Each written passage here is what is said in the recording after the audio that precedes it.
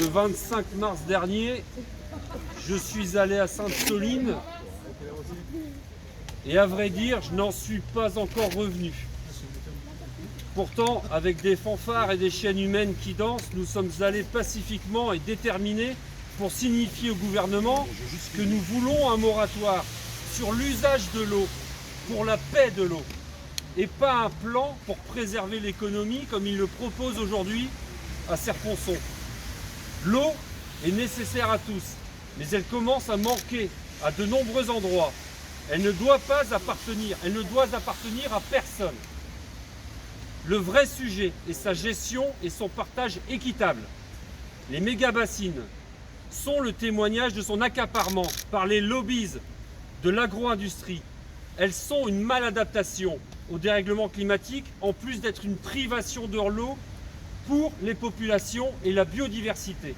Mais voilà, l'État a choisi de rester sourd. L'État a choisi la violence politique irresponsable qui a inexorablement conduit à la violence physique. Ces réservoirs sont obsolètes face à l'état d'avancement du climat.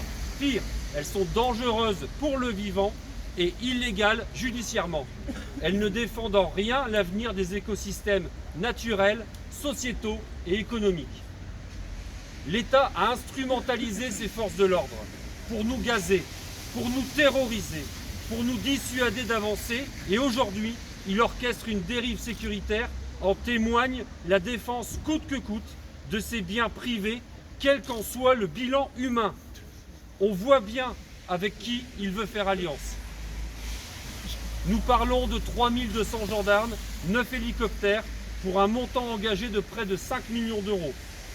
Son cynisme a été de refuser d'installer un hôpital de campagne de la sécurité civile et de refuser de laisser les secours atteindre des personnes en urgence absolue.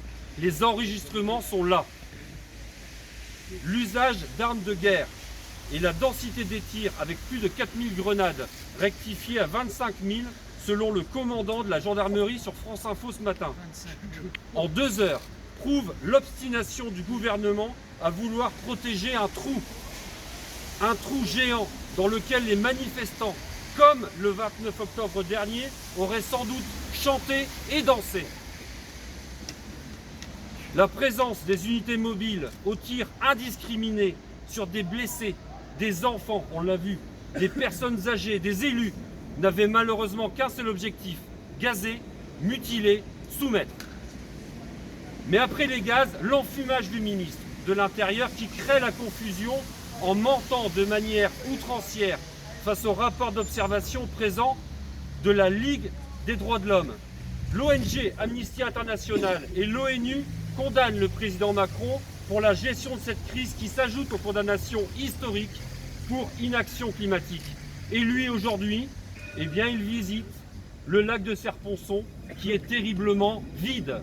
Vous regarderez les images, il est vide ce lac. Bien entendu, l'État a le monopole de la violence légitime, bien entendu. Mais il doit rester dans son rôle de maintien de l'ordre pour éviter l'affrontement. À Sainte-Soline, nous avons été victimes d'une violence d'État inouïe et débridée qui se poursuit dans les rues lors des manifestations contre la réforme des retraites. La décision de dissoudre des associations écologistes, c'est pour discriminer, c'est pour discréditer. Soutien au soulèvement de la terre. Ouais.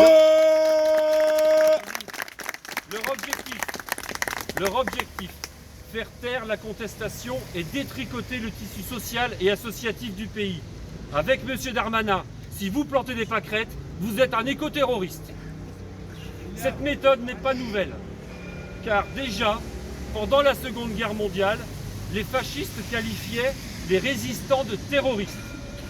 Lui, 30 000 personnes à Sainte-Soline ont mis leur corps sur la ligne pour protéger un bien commun lors d'une manifestation non autorisée.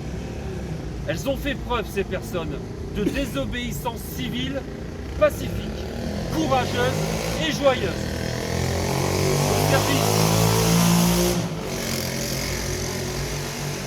Au service de la justice des hommes et du vivant. Elles ont fait preuve de résistance et l'accueil que nous avons eu a fait naître un peuple de l'eau qui se défend. Alors que nous vivons une crise sociale majeure, issue de crises financières, sanitaires et géopolitiques, que nous vivons chacun et chacune tous les jours, l'État nous plonge dans une crise démocratique dont il ne voit pas l'issue. Tout ceci ne nous prépare en rien au déclin de notre habitabilité de la Terre que nous avons provoqué, mais qui ne frappera plus à nos portes parce qu'elle est déjà là. No Bassaran, stop aux mensonges et à la violence d'État. Ouais.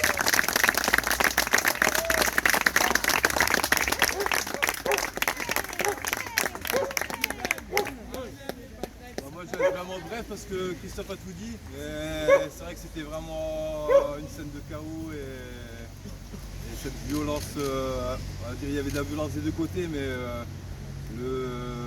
la milice du gouvernement nous a attaqué à un premier cortège qui était entièrement pacifiste. Et c'est seulement après qu'il y a vraiment eu des débordements des deux côtés. Pendant une demi-heure. Ils n'ont pas bronché pendant une demi-heure. Et on voit qu'une police qui est censée, gendarmerie, qui est censée défendre son peuple, c'est plus une police du peuple, c'est une police d'État. Et la police a tenté de nous assassiner. Vraiment, c'est le cas de le dire. On voit ce qu'ils lancent. Voilà. Et là, ils lancent ça des torpilles ça va à 200 mètres et tiré à tir tendu.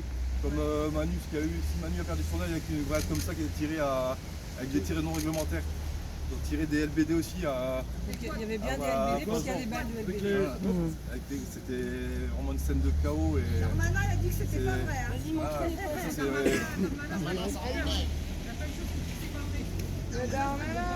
Et ça, faut dissoudre une partie de ce gouvernement et surtout il faut rien lâcher. Malgré cette répression et cette violence gouvernementale, on dit la politique de la peur, il faut rien lâcher et il faut continuer à se battre. No Bassaran! No Bassaran! No Bassaran! No Bassaran! No Bassaran! No Bassaran! No Bassaran! Trop vite parce que Macron aujourd'hui il a fait ses grandes annonces sur l'eau et il a dit les bassines c'est très bien, on va continuer, c'est parfaitement légitime et on va continuer à pomper 50% de l'eau douce pour l'agriculture. Et Verfailly hier au conseil d'Aglo a dit que c'est très bien tous les projets d'agro-industrie, on est à fond pour sur le territoire. Les batteries, tout ça, l'agro-industrie, ça prend beaucoup d'eau.